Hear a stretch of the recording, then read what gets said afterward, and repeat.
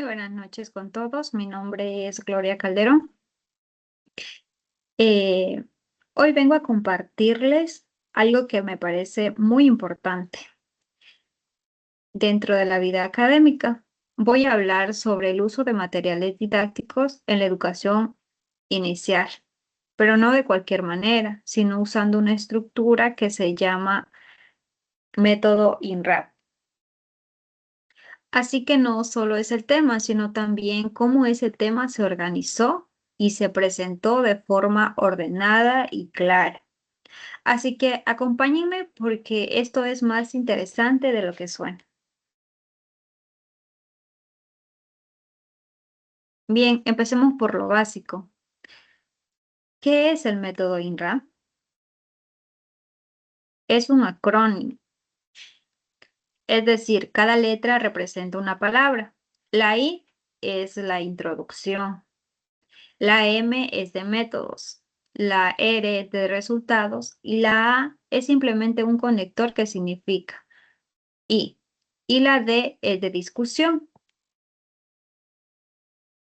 Este método es básicamente la guía que usan los investigadores y científicos de todo el mundo para escribir sus trabajos de forma organizada. No nació de la nada. Está respaldado por el Comité Internacional de Editores de Revistas médicas, conocido como el Grupo de Vancouver, que es una de las instituciones más importantes en publicación científica a nivel mundial. ¿Para qué sirve? Sirve para cualquier persona que lea el trabajo, pueda encontrar la información que necesita de forma rápida y clara. Si quieres saber cómo se hizo la investigación, vas a método. Si quieres saber qué se encontró, vas a resultados. Todo tiene su lugar, no hay desorden, no hay confusión.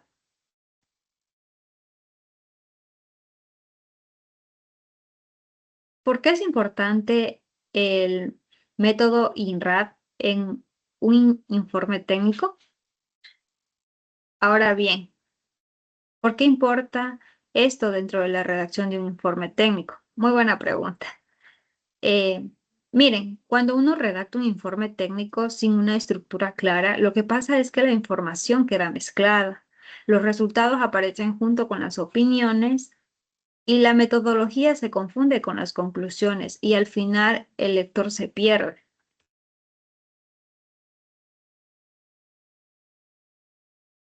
¿Cómo se obtuvo la información? Notas al margen y el subrayado. Antes de contarle el contenido del ensayo, quiero contarles algo sobre cómo se trabajó la información para construirlo. Se utilizaron dos técnicas, las cuales son muy efectivas, las cuales son las notas de margen y el subrayado. ¿Qué significa esto? Al momento de revisar los documentos académicos, lo primero que se hizo fue leerlos con atención y subrayar las ideas más importantes. Estas frases que decían exactamente lo que el tema necesitaba. Eso es el subrayado. Destacar lo esencial para no perder tiempo volviendo a leer todo. Luego, en los márgenes de esos textos, se escribieron palabras o frases cortas que resumían la idea subrayada con las propias palabras, ya que esas son las notas al margen.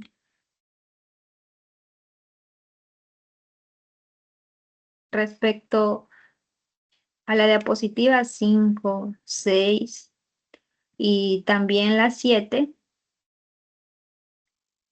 les voy a decir, vamos al corazón de como quien dice, de la presentación. Eh, Les voy a contar cómo se aplicó cada parte del método INRA en el ensayo sobre el uso de materiales didácticos en la educación inicial.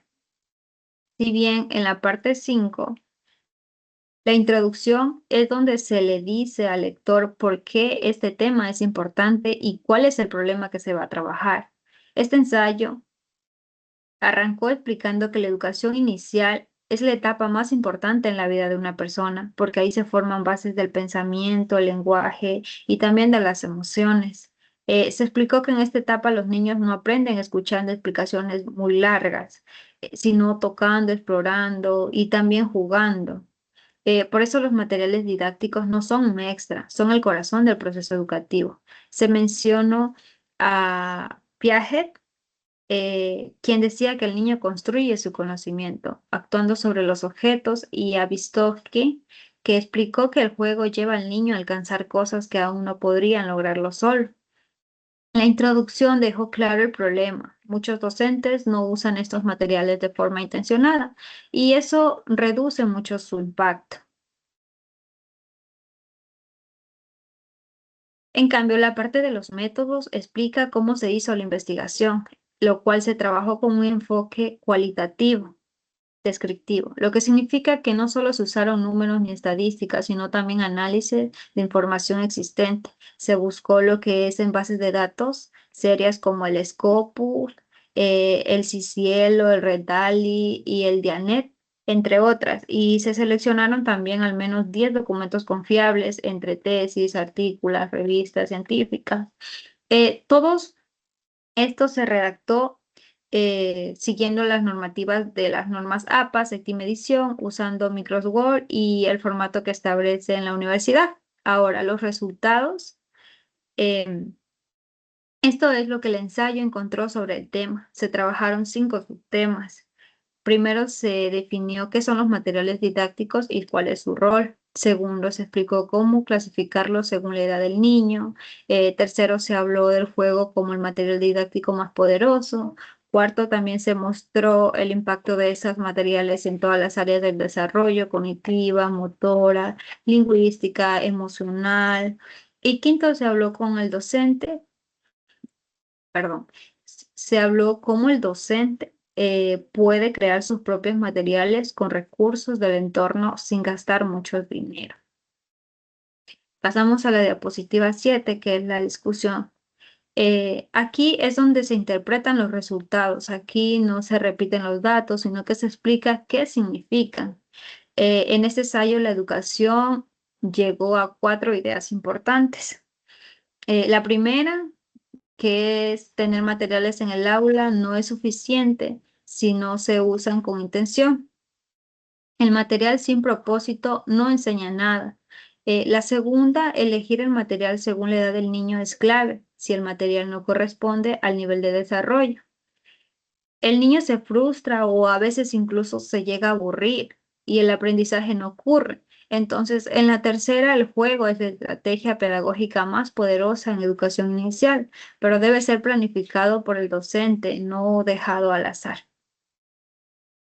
Sí, bien, aquí les puedo presentar la diapositiva número 8.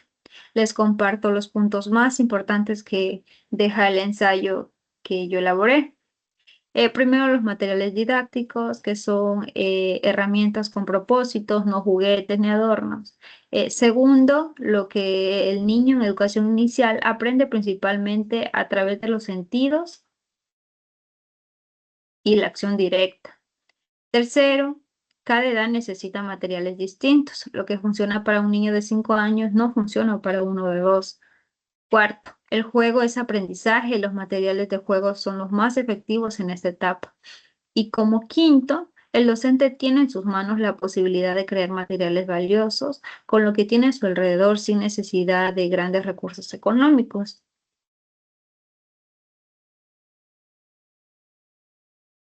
Para cerrar lo que elaboré en el ensayo, llegamos a 4 conclusiones, las cuales son bien claras. Es que los materiales didácticos son el centro del aprendizaje en educación inicial, no un complemento. 2, que la selección debe hacerse siempre pensando en el nivel de desarrollo del niño. 3, que el juego debe entenderse y usarse como una estrategia pedagógica real, no como tiempo libre. 4, la calidad de la educación inicial no depende de cuánto dinero se tenga, sino de cuánta formación y creatividad tiene el docente. Un docente que conoce su oficio puede hacer mucho con poco. Y bueno, esto es todo de mi parte. Espero que haya quedado claro el tema del ensayo como la forma en la que el método INRAP ayuda a organizarlo de manera profesional y también ordenada.